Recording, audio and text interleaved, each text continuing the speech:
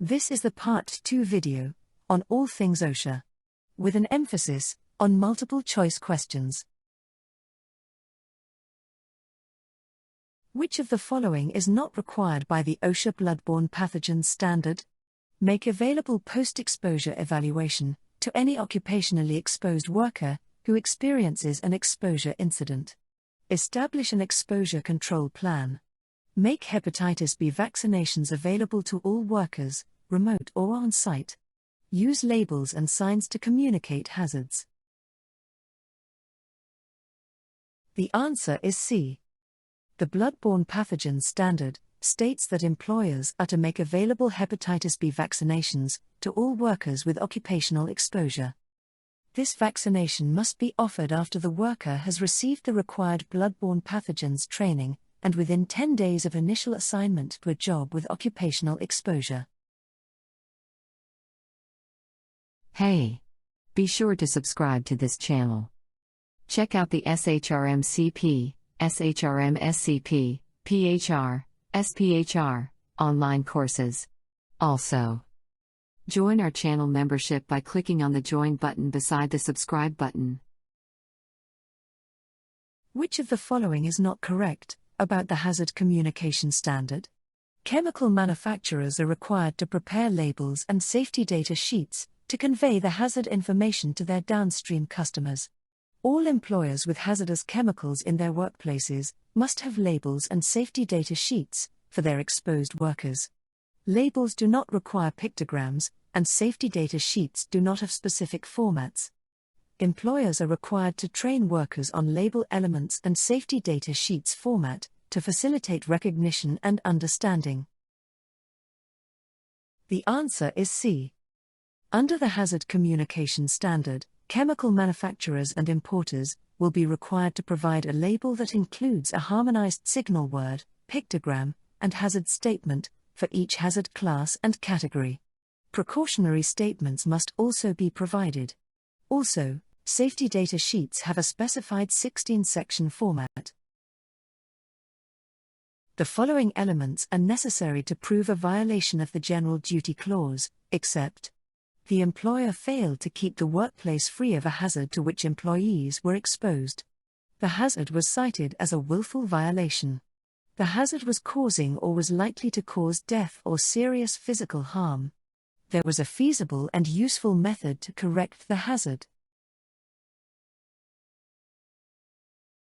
The answer is B. The following elements are necessary to prove a violation of the General Duty Clause. The employer failed to keep the workplace free of a hazard to which employees of that employer were exposed. The hazard was recognized. The hazard was causing or was likely to cause death or serious physical harm. There was a feasible and useful method to correct the hazard. The General Duty Clause is used to ascertain the validity of a whistleblower claim of chemical hazards, to protect workers who are subject to falls in the construction industry, to provide enforcement authority for the OSHA VPP program, only where there is no standard that applies to the particular hazard. The answer is D. Employers can be cited for violation of the General Duty Clause if a recognized serious hazard exists in their workplace, and the employer does not take reasonable steps to prevent or abate the hazard. The General Duty Clause is used only where there is no standard that applies to the particular hazard. The Voluntary Protection Programs, VPP, recognize employers and workers in the private industry and federal agencies who have implemented effective safety and health management systems, and maintain injury and illness rates below National Bureau of Labor Statistics averages for their respective industries.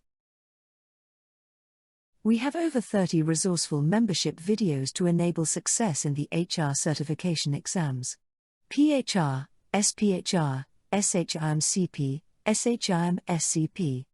Be sure to join the membership of this channel. Click on the Join button today.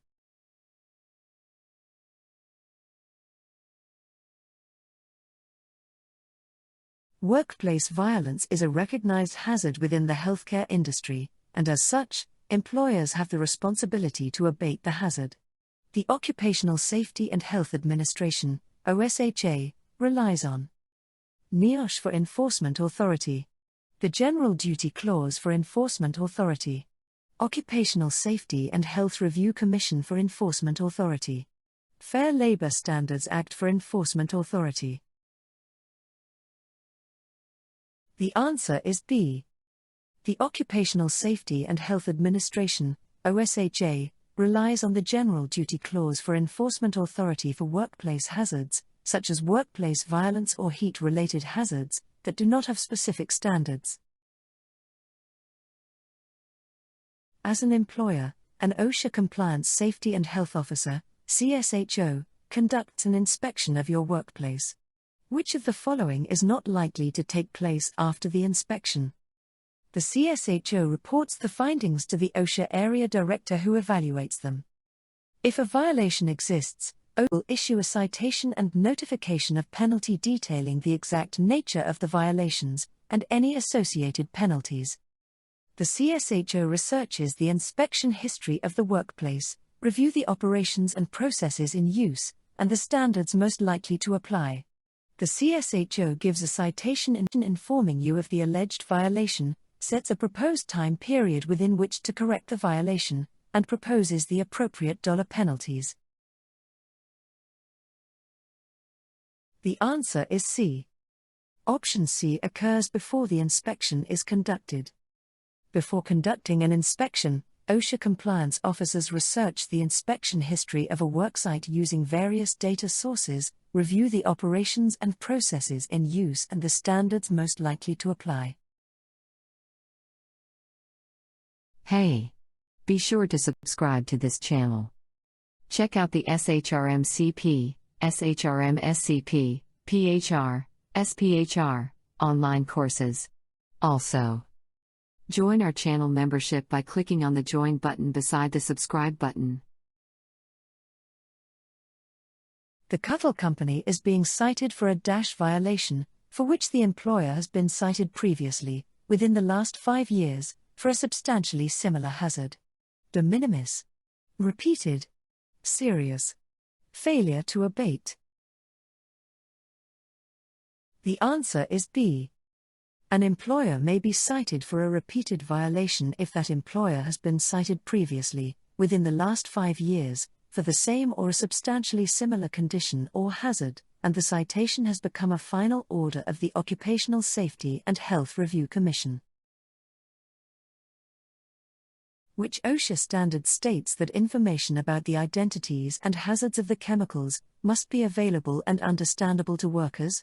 Hazard communication. Environmental hazard. Control of hazardous energy. Bloodborne pathogens standard. The answer is A. The Hazard Communication Standard states that in order to ensure chemical safety in the workplace, information about the identities and hazards of the chemicals must be available and understandable to workers.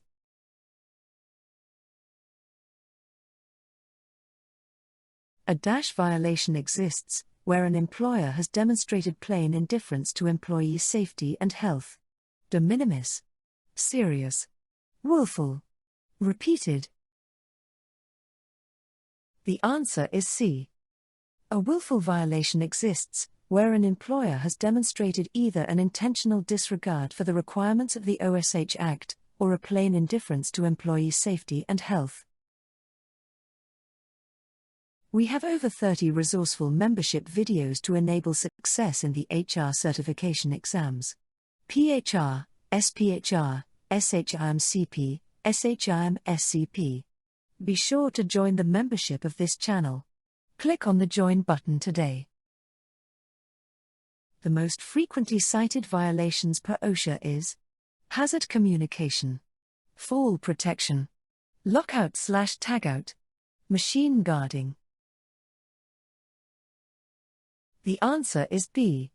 Fall protection is OSHA's most frequently cited standard for over 10 successive fiscal years. A dash violation exists when a previously cited hazard has not been brought into compliance since the prior inspection. Serious. Repeated. Failure to abate. De minimis. The answer is C. A failure to abate violation exists when a previously cited hazardous condition has not been brought into compliance since the prior inspection, i.e., the violation remains continuously uncorrected and is discovered at a later inspection. If, however, the violation was corrected but later reoccurs, the subsequent occurrence is a repeated violation. Hey! Be sure to subscribe to this channel. Check out the SHRM-CP, SHRM-SCP, PHR, SPHR online courses. Also, join our channel membership by clicking on the Join button beside the Subscribe button. Employers have the right to issue a citation within 6 months of the violation's occurrence, to require OSHA compliance officers to obtain an inspection warrant before entering the worksite, to contest the alleged violations and penalties within a month of the citation, to determine what violations the company is being cited for after an OSHA inspection. The answer is B. Employers have the right to require compliance officers to obtain an inspection warrant before entering the worksite. The CSHO issues citations, not the employer. Employers can file a notice of contest within 15 days of the citation. The CSHO determines what violations the employer is being cited for. A violation where there is a significant probability that death or serious physical harm could result from a hazardous condition at the workplace is called serious, de minimis, willful, failure to abate. The answer is A. A serious violation shall be deemed to exist in a place of employment if there is a substantial probability that death or serious physical harm could result from a hazardous condition unless the employer did not, and could not, with the exercise of reasonable diligence, know of the presence of the violation.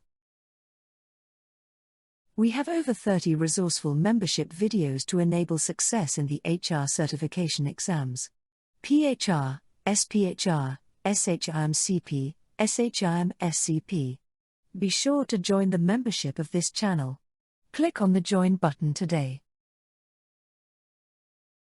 When choosing PPE for a workplace, the HSE officer should choose broad protective items that are least expensive. Choose the PPE that best protects against identified threats for each position. Select the most expensive PPE, as expense is related to effectiveness. Choose the most robust PPE that protects against a wide variety of hazards. The answer is B. PPE includes any protection worn by a person to protect them from a hazard, for example, safety glasses, gloves, respirator, etc. PPE choices should be based on that which best protects against identified threats for each position. Dash is a type of violation, cited in situations where the illness would probably not cause death or serious physical harm, but would have a direct relationship to the safety of employees. De minimis. Other than serious. Failure to abate. Repeated. The answer is B. The other than serious violation is cited in situations where the accident or illness that would most likely result from a hazardous condition would probably not cause death or serious physical harm, but would have a direct and immediate relationship to the safety and health of employees. Hey! Be sure to subscribe to this channel. Check out the SHRM-CP, SHRM-SCP, PHR, SPHR online courses. Also, join our channel membership by clicking on the Join button beside the Subscribe button. Placing a safety guard on a machine saw is an example of substitution, engineering, elimination, PPE. The answer is B. Engineering controls includes designs or modifications to plants, equipment, ventilation systems, and processes that reduce the source of exposure. A condition where an employer has implemented a measure different from one specified in a standard that has no direct or immediate relationship to safety or health is called de minimis. Other than serious. Repeated. Serious. The answer is A. De minimis conditions are those where an employer has implemented a measure different from one specified in a standard that has no direct or immediate relationship to safety or health. These conditions do not result in citations or penalties.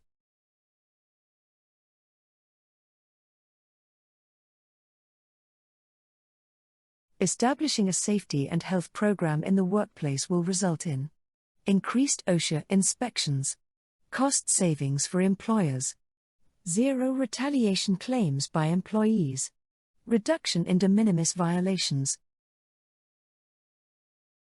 The answer is B.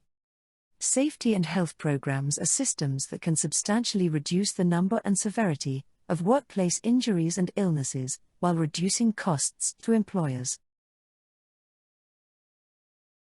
Installing safeguards on hazardous machinery will be an example of what control measure in the hierarchy of controls? Engineering, elimination, substitution, administrative controls. The answer is A. Engineering controls protect workers by removing hazardous conditions or by placing a barrier between the worker and the hazard. Examples of engineering controls include installing guardrails to prevent falls, limiting exposure to hazardous chemicals via ventilation, using portable air conditioners to combat heat stress, and installing noise absorption panels to dampen high noise levels. We have over 30 resourceful membership videos to enable success in the HR certification exams. PHR, SPHR, SHRM-CP, SHRM-SCP. Be sure to join the membership of this channel. Click on the Join button today. The least effective control measure is administrative controls, PPE, engineering controls, substitution. The answer is B. Personal protective equipment, commonly referred to as PPE, is equipment worn to minimize exposure to hazards that cause serious workplace injuries and illnesses. Under the hierarchy of controls, using PPE is ranked as the least effective safety control measures because it does not control the hazard at the source, it relies on human behavior and supervision, and used on its own, tends to be least effective in minimizing risks. The Ernest Company has replaced a toxic substance used in production with a non-toxic substance, which produces similar outcomes. This is an example of engineering controls, administrative controls, elimination, substitution. The answer is D. Substitution, the second most effective hazard control, involves replacing something that produces a hazard with something that does not produce a hazard, or produces a lesser hazard, for example, replacing lead-based paint with titanium white. An organization that has installed blast shields, machine guarding, guard rails is focusing on what type of control? Substitution, administrative controls, elimination, engineering. The answer is D. Engineering controls includes designs or modifications to plants, equipment, ventilation systems, and processes that reduce the source of exposure. Hey! Be sure to subscribe to this channel. Check out the SHRM-CP, SHRM-SCP, PHR, SPHR, online courses. Also, join our channel membership by clicking on the Join button beside the Subscribe button. What is an example of the elimination step from the hierarchy of control? Removing a working at height risk by conducting the work at ground level. Redesigning a machine by adding safeguards. Providing earplugs to employees to prevent hearing damage. Install signage that warn of safety risks. The answer is A. Elimination involves removing the cause of the danger completely. An example of elimination is removing a working at height risk by conducting the work at ground level, or eliminating hazardous machinery that can cause harm to users. Note that elimination is the most effective way to control a risk, because the hazard is no longer present, and it is the preferred way to control a hazard. Option B is engineering. Option C is PPE. Option is administrative controls.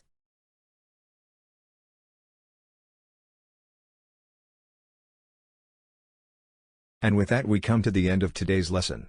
Check out the description box below for additional resources towards earning the PHR, SPHR, SHRM-CP, and SHRM-SCP. Facebook Practice Group. Class Marker PHR, SPHR, Practice Exams. Books on Amazon. Teachable PHR, SPHR online course. Remember to subscribe and like this video.